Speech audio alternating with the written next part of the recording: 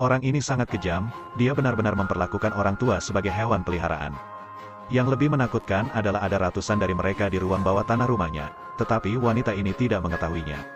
Ia pun berinisiatif mengundang para pria ke bioskop. Pria itu menyuruhnya menunggu sebentar, dan saat pintu tertutup, pria itu segera berubah menjadi wajah yang mengerikan. Melihat makanan busuk di tanah, pria itu meraung ke dalam ruangan beberapa kali. Segera setelah itu, seorang lelaki tua dengan mata tertutup dengan ekor menempel di punggungnya keluar. Seperti orang Garfield yang malang yang menyuruhnya untuk segera memakan makanannya. Orang tua itu sangat ketakutan setelah mendengar ini, dan segera meringkuk di sudut. Pria itu berulang kali memperingatkan bahwa jika Anda tidak memakannya, Anda akan dilempar ke ruang bawah tanah. Orang tua itu semakin ketakutan setelah mendengar ini, dan terus meminta maaf.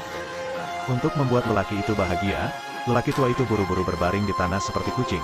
Meski kukunya lepas semua, dia tidak berani mengabaikannya sedikitpun. Pada saat ini, ketukan pintu terdengar lagi. Wanita itu bertanya apakah dia bisa pergi. Pria itu berubah menjadi pria tampan yang ramah tamah lagi, dan berkata bahwa dia sedang memberi makan hewan peliharaan.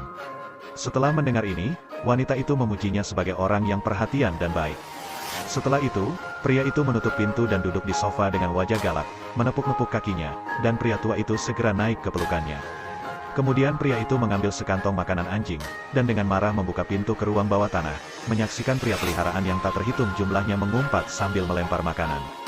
Karena makanan anjing dibeli dengan uang, untuk menghukum hewan peliharaan di ruang bawah tanah, lelaki itu dengan sengaja menuangkan sedikit makanan untuk mereka, lalu menuangkan mangkuk besar penuh untuk lelaki tua itu, dan suara kutukan terdengar di luar pintu.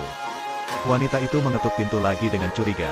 Setelah mendengar ini, pria itu buru-buru berganti pakaian yang bagus, dia meletakkan palu di tangannya, lalu berubah menjadi wajah tersenyum dan pergi berkencan. Dari cerita ini pembelajaran apa yang bisa dipetik dari sini?